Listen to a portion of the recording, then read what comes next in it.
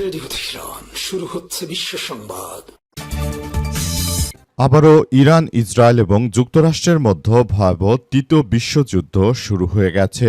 আর জানিয়ে দিব আমাদের হাতে থাকা সর্বশেষ এই যুদ্ধের গুরুত্বপূর্ণ তাজা আপডেট সংবাদ। প্রথমেই জানিয়ে দিব ইরানে ফের যুক্তরাষ্ট্রের বিমান হামলা। দক্ষিণ ইরানে বিমান হামলা চালিয়েছে মার্কিন সামরিক বাহিনী। যুক্তরাষ্ট্রের একটি শীর্ষস্থানীয় সম্প্রচার মাধ্যম প্রতিবেদনে এই তথ্য নিশ্চিত করেছে খবর আল জাজিরার। এরপর জানাবো দ্য নিউ ইয়র্ক টাইমসের বিশ্লেষণ, যুক্তরাষ্ট্রের সঙ্গে সম্ভাব্য চুক্তিকে বিজয় হিসেবে ধরে নিয়েছে ইরান।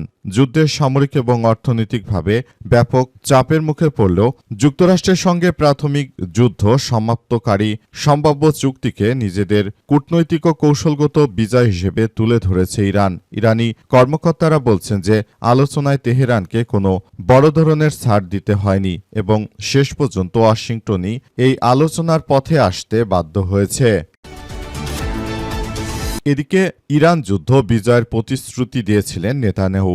শেষ হচ্ছে যুক্তরাষ্ট্রের আত্মসমর্পণের মধ্য দিয়ে। মধ্যপ্রাচ্যের সংকট ঘিরে যুক্তরাষ্ট্রের অবস্থান নিয়ে নতুন করে আলোচনা শুরু হয়েছে আন্তর্জাতিক অঙ্গনে। ইসরায়েলের প্রধানমন্ত্রী বেনিয়ামিন নেতানিয়াহু যেখানে ইরানের বিরুদ্ধে নিশ্চিত বিজয়ের প্রত্যয় ব্যক্ত করেছেন, সেখানে পরিস্থিতি এখন এমন দিকে মোড় নিচ্ছে যা অনেক বিশ্লেষকের মতে যুক্তরাষ্ট্রের কৌশলগত আত্মসমর্পণের ইঙ্গিত বহন করে। এবার জানাবো কাতারের মধ্যস্থতায় তেহরানের জব্দকৃত সম্পদ নিয়ে যুক্তরাষ্ট্র ও ইরানের মধ্যে সমঝোতা। কাতারের মধ্যস্থতায় ইরানের জব্দকৃত আর্থিক সম্পদ নিয়ে যুক্তরাষ্ট্র ও ইরানের মধ্যে একটি সমঝোতা হয়েছে বলে জানিয়েছে একটি সূত্র।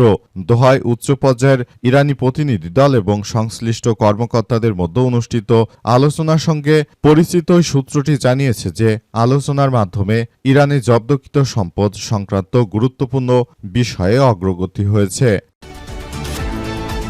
এবং সর্বশেষ জানাবো সারা দেশে চলছে কুরবানির পশুর শেষ মুহূর্তের কেনাবেচা। কুরবানির ঈদকে সামনে রেখে জমে উঠেছে শেষ মুহূর্তের পশু কেনাবেচা।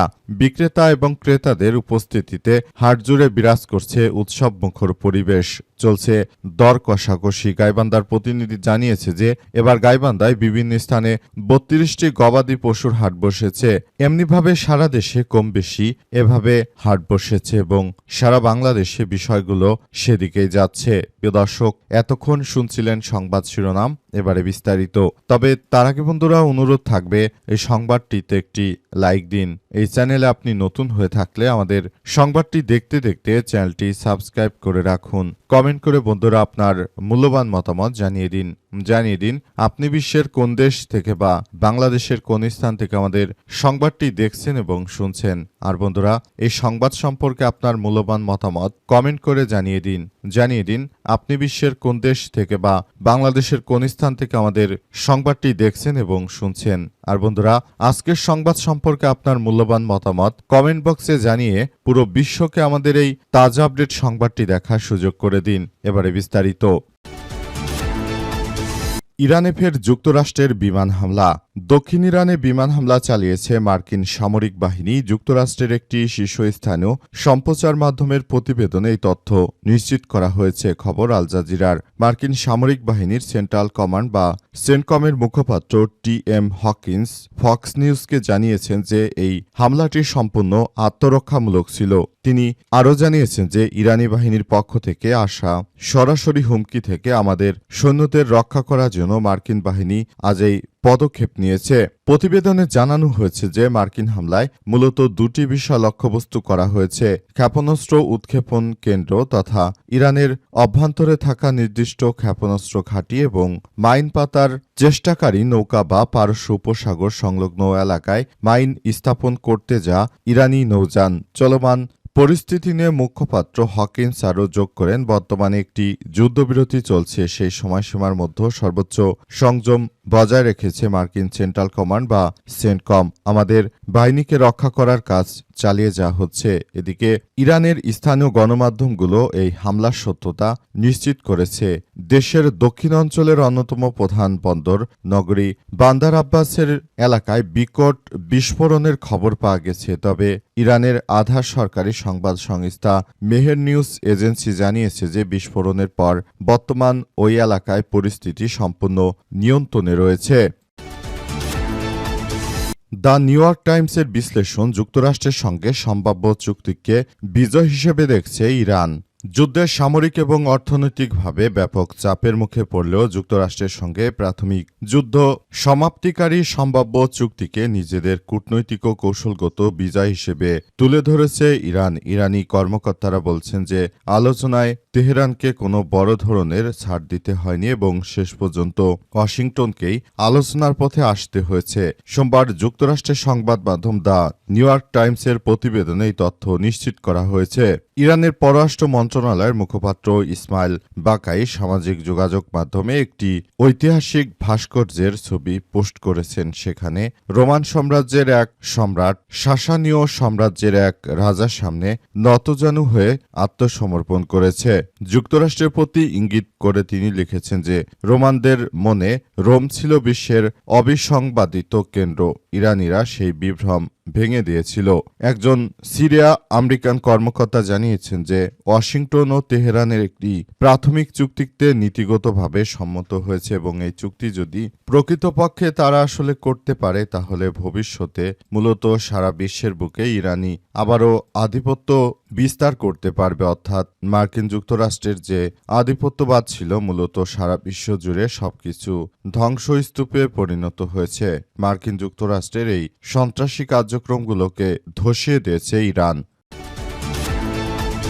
ইরান যুদ্ধ বিজয়ের প্রতিশ্রুতি দিয়েছিলেন নেতানিয়াহু, শেষ হচ্ছে যুক্তরাষ্ট্রের আত্মসমর্পণের মধ্য দিয়ে। মধ্যপ্রাচ্যে যে ধরনের সংকটের সৃষ্টি হয়েছে মূলত এই সংকট থেকে উত্তরণের জন্য নানাভাবে প্রচেষ্টা চালিয়ে যাচ্ছে মার্কিন যুক্তরাষ্ট্র।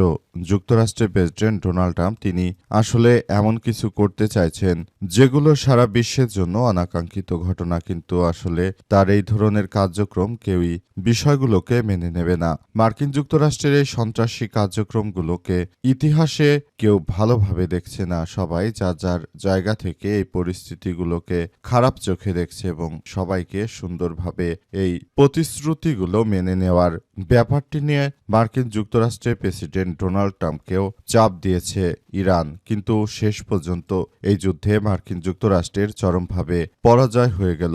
নেতানিয়াহু তিনি মার্কিন প্রেসিডেন্ট ডোনাল্ড ট্রাম্পকে জানিয়েছিলেন যে এই যুদ্ধে তারা জয়লাভ করবে, কারণ ইরানে যে অর্থনৈতিক অবস্থা ভঙ্গুর হয়েছে এবং ইরানের সরকারের বিরুদ্ধে সাধারণ মানুষ যেভাবে আন্দোলন করেছিল এতে মনে হচ্ছিল যে আসলে মূল বিষয়গুলো আসলে সেদিকে যাচ্ছে। অর্থাৎ মূল বিষয়গুলো দেখা যাচ্ছিল যে ইরানের সাধারণ যারা জনগণ রয়েছে তারা মূলত এই বিষয়গুলো নিয়ে তারা অনেক কিছু বিবেচনা করছিল, কিন্তু শেষ পর্যন্ত বিষয়গুলো দেখা গেল যে আসলে বিষয়গুলো খুবই জটিল আকার ধারণ করেছে এবং সবকিছু সেভাবেই চলছে।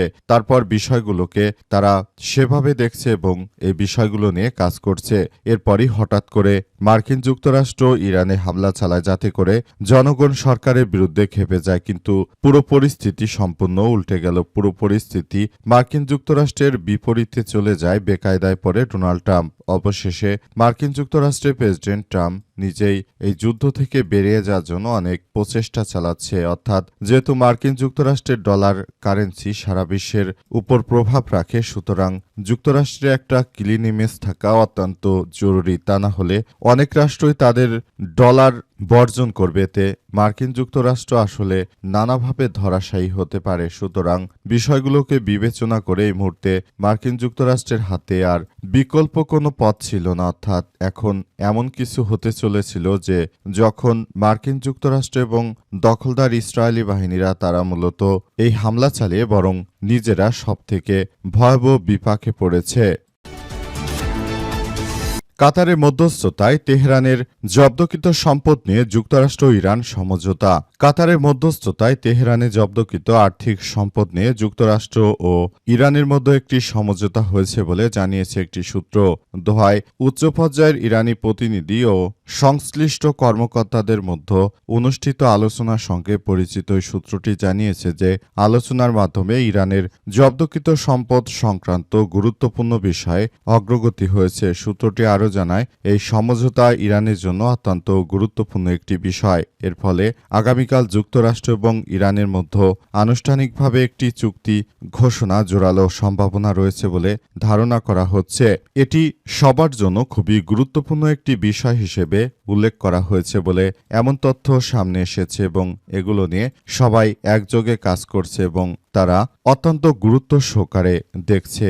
মোট কথা ইরানের যত সম্পদ ছিল যেগুলো জব্দ হয়েছিল সেগুলো আবার ইরান ফেরত পেতে চলেছে। মার্কিন যুক্তরাষ্ট্র এবং দখলদার ইসরায়েলি বাহিনীরা তারা মূলত এই বিষয়গুলোকে খুবই গুরুত্ব সহকারে দেখছে এবং তারা ইরানের এই সম্পদগুলো প্রথমে ফেরত দিতে না চাইলেও শেষ পর্যন্ত তাদেরকে এই সম্পদগুলো ফেরত দিতে হচ্ছে।